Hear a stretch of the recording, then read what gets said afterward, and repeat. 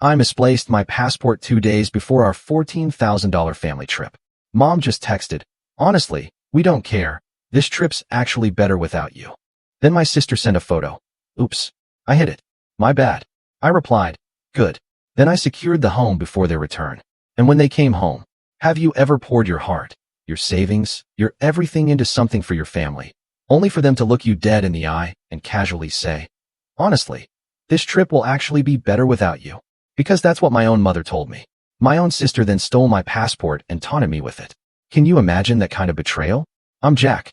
I'm 32, a head chef at a small bistro that often smells like garlic and burnt sugar. Most of my life, I've been the reliable one, the oldest kid who just handles things. Booking tables, fixing ovens, sending calendar invites because no one else will. People call me steady, maybe a little boring, if you ask my sister, Liv. I live above the restaurant, my apartment a narrow space with a plant I consistently forget to water. I save receipts in a shoebox. I label my spices. It's just who I am. So, 2 days before this family vacation, a trip I'd planned for an entire year, I walked into my mom's kitchen. It was a scene, you know? Suitcases splayed open, sunscreen, sandals, brand new resort hats everywhere.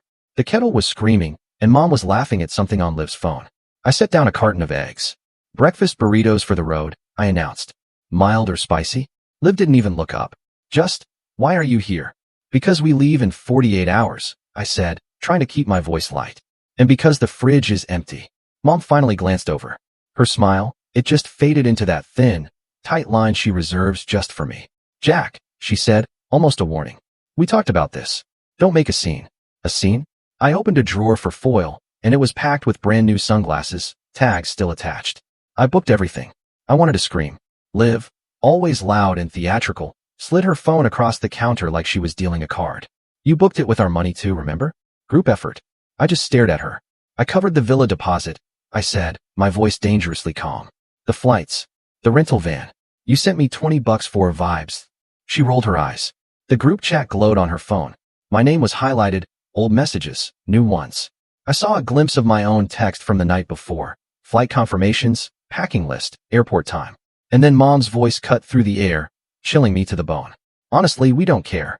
This trip will actually be better without you." The kettle clicked off. Time stretched. My mind scrambled, trying to process the words. Had I heard her right? Liv just smirked. "She means the attitude. You're exhausting, Jack." I looked down at the burrito pan. Oil shimmered on the surface. My hands knew what to do. Whisk, pour, fold, all while my chest went utterly hollow. I swallowed. Okay. The word tasted like steel, metallic and cold. I turned off the flame, slid the pan to the cool burner, and nodded once. No yelling. No lecture. Just a quiet, searing hurt that landed and sat there, heavy. Mom reached for a beach tote. "Good. Don't make this about you." I wiped my hands on a dish towel, a sudden tremor in my fingers. I stepped back from the counter, then turned and walked to the doorway. The kitchen hummed. The fridge, the kettle, the tiny rattle of spoons. Outside, a car alarm chirped, then fell silent. I looked at Liv. Calm. "We'll see." Her eyebrows lifted. "We'll see what?" I didn't answer. I left the eggs on the counter, walked out to the porch, and let the screen door slam shut behind me. My phone buzzed in my pocket. I didn't even look. I just stood there, listening to my own breathing, to the soft tick of heat on metal, to the shape of what I already knew was coming. I grew up in kitchens, church basements, school cafeterias, my uncle's backyard grills. Food was how we apologized, and how we pretended nothing was wrong. Dad left when I was 14. After that, I learned to turn groceries into rent, tips into textbooks, time into more time. Line cook at 16, sous chef at 24, head chef at 30. I loved the rhythm. Prep list, fireboard, last table out, mop, silence. Family stuff never had that rhythm. It was always improvisation and guilt. Mom's favorite line, "We're family. You owe us." Liv, she's 27. A professional, almost something. Influencer 1 month, dog sitter the next, wellness coach when she remembered her password. She burns through phones and promises. She has this talent for showing up exactly when the bill is due, smiling, and calling it teamwork. Money bled out of me in 100 small cuts. A temporary phone line I added for Liv that became permanent. Groceries for Mom, until the disability check hits, which it never did. Uber rides after midnight because Liv couldn't walk in those heels. Ticket fees. Emergency dental. One catastrophic vet bill for a dog Liv fostered for 3 days. Every time I tried to set a boundary, Mom would sharpen her voice. "Jack, Don't be dramatic. Or the classic, if your father were here. And she'd let that hang, like his absence was somehow my fault too. So, when I found a villa discount last winter and started planning this trip, 7 days, beach, big kitchen, market within walking distance, I let myself believe it could be good. A reset. I put my tips in an envelope. I split double shifts. I built a spreadsheet with tabs, flights, villa, food, van, activities. I sent the link to our family chat with a simple, "We do this together." Liv replied with palm tree emojis, and yes, chef. Mom said, "We'll see if we can swing it." I covered the deposit to lock the rate. Then I covered the airline sale because "we'll pay you back Friday" turned into "next Friday," turned into silence. By spring, that spreadsheet told the cold, hard truth. I had paid 80%. Mom had sent $300 total, 2 months late. Liv had sent $20 labeled vibes and another $15 labeled manifest. When I pressed them, the chat exploded. "Mom, you make more than we do." Liv, exposure counts. "I'm going to tag the villa. You'll get followers." Me? The villa doesn't take followers. Then came the passports. 2 weeks before departure, I reminded everyone. Mom said hers was somewhere safe. Liv sent a boomerang of her throwing bikinis into a suitcase. I checked my own drawer, the one with folded leases, spare keys, my passport. The envelope was there. I just tapped it, then went back to service. You know the rest of what happened 2 days before we left. After I left Mom's kitchen, I sat in my car. The door was open, heat slapping my face. My phone buzzed again. The group chat. "Mom, don't sulk. Your attitude ruins everything." Liv, OMG. Stop being weird. Just bring snacks and don't talk about budgets on vacation. I typed. Deleted. Typed again. Finally, I settled on. "Where's my passport?" 3 dots appeared, disappeared, came back. Liv, why me? Me. "Because we fly in 2 days. 20 seconds. Then a photo popped up. My passport, blue cover, half tucked under a stack of resort hats on Mom's counter. Liv had drawn a little heart on the image and added the caption. "Oops, I hit it. My bad." My fingertips went cold. "Where is it?" Liv, chill. I didn't want you nagging everyone about boarding times. You can get it when we head to the airport. Keeps the vibes clean. Mom sent a thumbs up emoji. I stared at that photo until the screen dimmed. I turned the brightness back up and stared some more. I took another breath. I called Liv. No answer. Mom did. She didn't say hello. Just, "If you start drama about a booklet, we're leaving without you." "It's not a booklet," I said, my voice barely a whisper. "It's my passport." "Same difference," she snapped.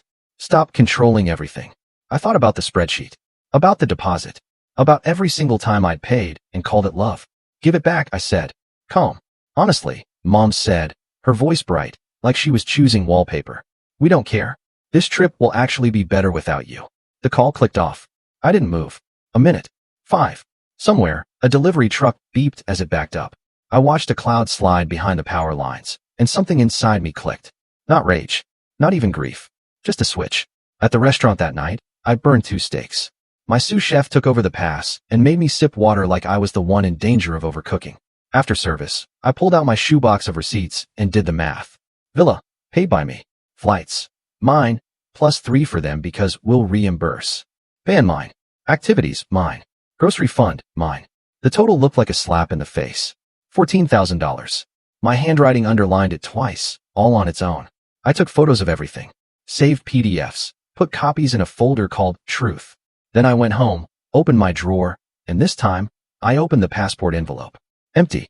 Just the faint rectangular outline where a booklet used to be. I sat on the edge of the bed and laughed once, a small, dry sound. Then I stopped laughing, and I started making a list. The next morning, first thing, I texted the group chat. "Good." Liv replied instantly. "Good what?" "Good that the trip will be better without me." "Mom, finally, you're being reasonable." "Me, one more thing. Return my passport today." Liv sent a selfie with sunglasses on, tongue out. "Come and get it." So I did, but not for the reason they thought. I drove to Mom's with a locksmith I knew from the bar next door. He's a regular, eats fries with mayo, pays cash. We stood on the porch, and I explained, quietly, that I own the house. Title and taxes in my name. Ever since I refinanced it 2 years ago to keep Mom from losing it. They'd been living there rent-free because I couldn't stand the idea of my childhood kitchen being empty. I had the deed in a manila folder if anyone wanted to see it. The locksmith whistled. "Rough," he said. Then he rekeyed the front and side doors. I left keys with Aunt May across the street, the only person who ever brings a casserole when things explode. And with the property manager I hired that afternoon. I gave Mom and Liv new tenancy agreements. Simple, clear. Due dates, boundaries. If they wanted to keep living there after they got home, they'd sign. Like adults. No more vibes. I boxed up the valuables I had bought. The TV, the espresso machine, my stand mixer that somehow migrated downstairs last year. I labeled each box, stacked them in my trunk. I left their things untouched. I took photos of everything I moved, emailed them to myself. Then I put a small safe on the top shelf of the hall closet and locked my important documents inside. Birth certificate, chef's license, extra cash. I left a note on the closet door. Mail is being held at the post office. Pick up with ID. On my way out, I checked the junk drawer for spare keys. For copies. I pocketed them. I left a polite, printed notice on the fridge. New keys with Aunt May. See tenancy agreements. Jack. Before I started the car, I opened the group chat. And I dropped screenshots. Every receipt. Every ticket. Every payment confirmation. My name in bold. I added a simple message. Trip cost. $14,062. Current balance owed to me. $11,784. I'm not asking for it back. I'm telling you the truth. Liv, you're unhinged. Mom, you can't change the locks. This is my house. Me, it's my house. Title attached. Mail's on hold. Keys with Aunt May. Silence for a beat. Then Liv again. Where's my suitcase? We leave tonight. Me. In your room. Nothing of yours has moved. Mom called. I let it ring. She called again, from Liv's phone. I let that ring too. Then I typed one last thing. I'll be at work. If you want to talk, use words that aren't insults. I went back to the restaurant and did my job. I reduced a pan sauce until it shined. I salted at the lip of the flame so the crystals cracked in the heat. I moved. I breathed. My hand stopped shaking. At closing, I checked my phone. 53 messages I didn't open. One photo I did. Liv at the airport. Eyes red. Holding a copy of a lost passport form with a caption, "Look what you made me do." In the background, Mom was speaking to a gate agent like the agent owed her money. I typed, "Good luck." And I put the phone face down. They went without me. They pieced together a plan. Temporary passport, rerouted flight, fewer days at the villa. The chat went quieter, but not silent. Every few hours, a new complaint would land in my notifications like a fork dropped on tile. Mom, the van place won't release keys to me because the reservation is in your name. Fix it. Liv. The villa says primary guest must be present. Fix it. Me, no. Mom, you're being cruel. Me, I'm being finished. I said the words out loud once, just to hear how they sounded. I'm finished. My sous chef smiled like I'd finally taken a breath after years of holding it. I did the unromantic things. I froze the shared credit card I'd opened to build Mom's credit and paid it off myself so it wouldn't hang over me. I closed the phone line Liv never paid for. I took my name off the utility accounts I'd set up temporarily. I changed the Wi-Fi password at the house and left the new one taped to the router for when they signed the agreements. I set the rent at half the market rate. Fair. Kind. Adult, even. Aunt May called. Good for you, she said. They'll scream. Let them, I said. They're on vacation. Then they can scream at the sea, she said, and cackled like the kettle. Day 3. The food rep dropped off an extra case of tomatoes that were too soft for service, but perfect for sauce. I simmered them with basil and garlic until the room smelled like August. I jarred 6 quarts and wrote for May on 2 lids. I carried them across the street after closing. She opened the door before I even knocked. You look lighter, she said, ushering me in. I changed the locks, I said. About time. She poured tea. Your mother's been telling everyone you trapped them. I left keys with you, I said. She grinned. Oh, I know. I've enjoyed holding them. The villa manager emailed me a polite, "We cannot check in any guest without the primary guest present." I replied with an equally polite, "Understood. Please release the remaining nights, as per policy." She did. The refund, small and partial, hit my card. I put it straight toward the house insurance I'd let slip while funding the dream. On the 4th day, photos hit the chat. Liv posed by a pool with a caption about toxic siblings and protecting your peace. Mom posted a sunset with a Bible verse about forgiveness, underlined like it was aimed right at me. I didn't reply. I made staff meal, fried rice with scraps of roast chicken, and taught the new dishwasher how to set up a station. He reminded me of myself at 19. Hungry, careful, tired. I sent him home with leftovers and a pear cake that broke in the middle when I turned it out. That night, a different kind of message came in. Cousin Theo. We hadn't spoken in a year. Hey man, he wrote. Saw the Villa Saga. For what it's worth, I remember you paying for my suit for prom because Mom couldn't. You didn't make a speech about it. You just paid. You're not the villain. I sat with that for a long minute. Then I put my phone down and slept through the night for the first time in weeks. When the week was up, I mopped my apartment, opened the windows, and let the air move through. I baked a pan of lasagna for myself, because feeding everyone else all the time had made me forget I liked feeding me too. I stacked the tenancy agreements on the counter with a pen. I set the extra keys beside them. I left the front light on for their return. They pulled into the driveway at 2:17 a.m. I know, because Aunt May texted me. They're here. I'm in my robe watching like a hawk. At 2:19 a.m., my phone rang. I let it go. At 2:22, it rang again. Then came the banging on my apartment door downstairs, like I owed the building rent. I went down in bare feet, unlocked the deadbolt, and opened the door. Mom stood there with her suitcase. Liv was behind her, holding a tote bag with a flamingo on it, wearing my sunglasses from the drawer. Both looked sunburned and furious. Mom's opening line wasn't hello. It was, open the house. It is open, I said. For people with keys. Aunt May has them. Liv shoved forward. You're sick. You stranded your own family. You took my passport, I said evenly. I was safeguarding the vibes, she said, not even flinching. I stepped aside and pointed to the counter where the pen and agreements waited under the light. Keys after you sign 2 copies. Read before signing. Mom snatched a paper, scanned the first line, and scoffed. Rent? You expect us to pay rent for my own house. It's my house, I said, and slid the deed across the counter. It has been for 2 years. Her mouth opened, then closed. She looked at the paper like it was a trick. Liv tapped the page with a nail. Late fees? Are you serious? I'm serious about dates, I said. And about boundaries. Mom dropped the agreement back on the counter as if it burned her. We're not signing anything tonight. Then you can stay at a hotel tonight, I said. Aunt May can call you in the morning. Liv laughed, a humorless, brittle sound. You think you're a landlord now? I think I'm done being a wallet, I said. They left in a flurry of words I won't even type out. The door shook. Their car reversed too fast, braked, surged forward, stopped, headlights sweeping the walls. I locked the door and stood in the quiet while my pulse slowed. Upstairs, I plated a square of lasagna and ate it cold with a fork. It tasted like salt and tomatoes. And relief. The next afternoon, Aunt May texted a photo of 2 signatures on 2 lines. Beneath them, her caption, received 2 keys. Adulting achieved. The following week, I raised my line cook's pay by $1. Using the money, I wasn't bleeding out. I fixed the oven gasket that had been whistling since spring. I called my bank and set up an automatic transfer to a savings account with a name that made me snort when the rep asked for it. I said, call it beach, but real. People noticed the change in me. The regular at table 6 said, you look taller. The produce guy said, whatever you're doing, keep doing it.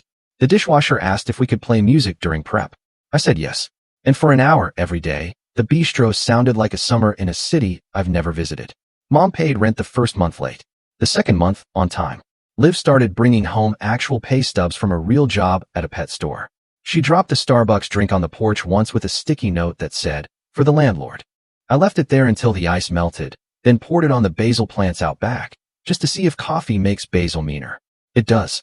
I didn't block their numbers. I didn't unfriend anyone.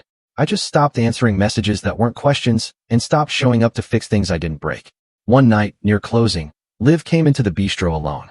No sunglasses. She sat at the counter and ordered the cheapest pasta on the menu and water.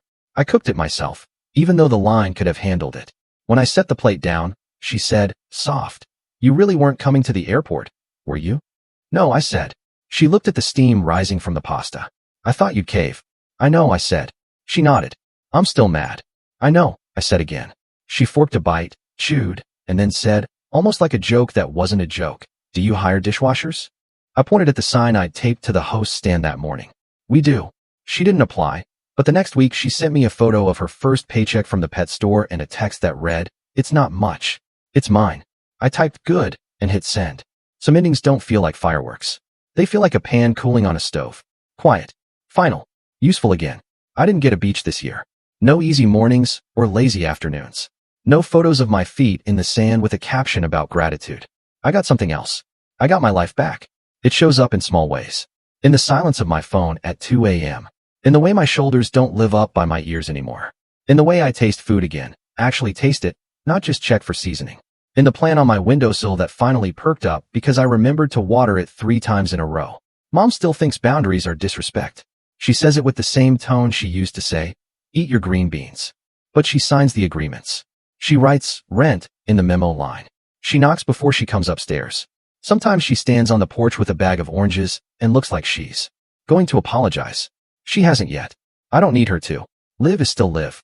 Loud, slippery, allergic to calendars. But she doesn't have the house key that opens everything anymore. She texts me dog photos with captions that sound like full sentences. She pays her share of the Wi-Fi from an account with her name on it. She told me once, "You're different now." I said, "No, I'm the same." You're seeing the part that says no. Aunt May brings me gossip like it's a bouquet. She also brings back my Tupperware, which is love in a language I understand. Sometimes I think about that photo, my passport under the hats, that heart drawn on it. I used to see proof of malice. Now I see a diagram. That heart covered my life. It was cute. It was theft. It was both at once. But it taught me a lesson. The one everyone keeps writing on mugs and magnets that never landed for me. Until now. You can care and still close a door. The moral isn't complicated. It isn't poetic. It's a kitchen rule. Hot pans look like cold pans. Handle everything carefully. If you get burned, you run it underwater. You learn. You don't put your hand back on the same metal. I won't be used. I don't fund disrespect. I don't beg to be included in rooms where people celebrate excluding me. I don't explain receipts to adults who like to call money vibes. I cook. I pay my bills. I answer calls that are questions and hang up on insults. I keep spare keys with the person who has earned them. I'll take a beach one day, on my own dime, with people who say please and thank you and mean it. Maybe I'll even bring Mom and Liv, if the invites come with signed agreements and their passports in their own hands. This time, when the trip gets booked, my name will only be on what I'm willing to carry. The list will be shorter, the suitcase lighter, the food better. And when the plane lifts, I'll look out the window, not for permission or for a text to land, but because the sky is there, and I paid for my own seat. So, I have to ask you, what would you have done in my place? Have you ever had to draw such a hard line with your own family? Let me know in the comments. I really want to hear your thoughts on this.